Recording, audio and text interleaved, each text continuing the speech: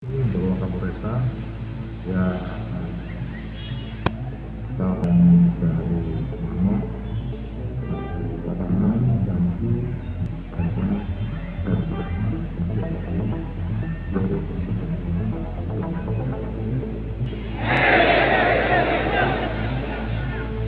pagi ini kita berkesempatan untuk berapa jumlah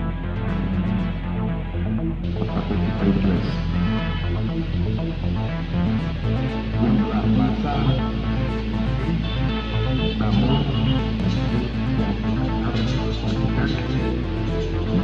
kita berikan pelayanan jadi bagian dari pelayanan kita kepada masyarakat apa yang kita lakukan dan kegiatan namun tetap waspadai tentang potensi kejadian yang bisa terjadi. Ya. Untuk pola pengamanannya seperti apa Pak Kapolres? Pola pengamanannya kita tetap pola pengamanannya kita amankan kegiatan mereka. Kemudian karena bersamaan juga dengan kunjungan kasat, kita juga melakukan dua kegiatan. Satu pengamanan jalur, juga pengamanan kegiatan. Untuk titik demo itu sendiri di mana Pak? Jadi titik kumpul yang ada di Kampung Perdamaian, yang kedua nanti mengarah ke kantor DPRD. Ketiga dari mereka ada rencana unjuk rasa ke kantor pelayanan distribusi BBM yang di Gudang Garam, namun melihat kondisi mereka hanya memberikan perwakilan.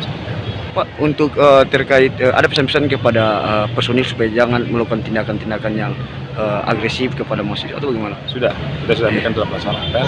Pertama penggunaan senjata, yang kedua pendekatan persuasif. Penggunaan senjata api dilarang. Kemudian termasuk kita wajibkan untuk dicek kembali. Kemudian yang kedua pendekatan persuasif, kita berikan pelayanan karena kegiatan unjuk rasanya bukan barang kita masyarakat. Oke Pak. Untuk pesan terakhir untuk kepada mahasiswa yang berdemo Pak? Silakan gunakan hak suara Anda dengan baik dan bijak. Ya, jangan lakukan tindakan anarkis karena ini semuanya dibeli dengan uang rakyat.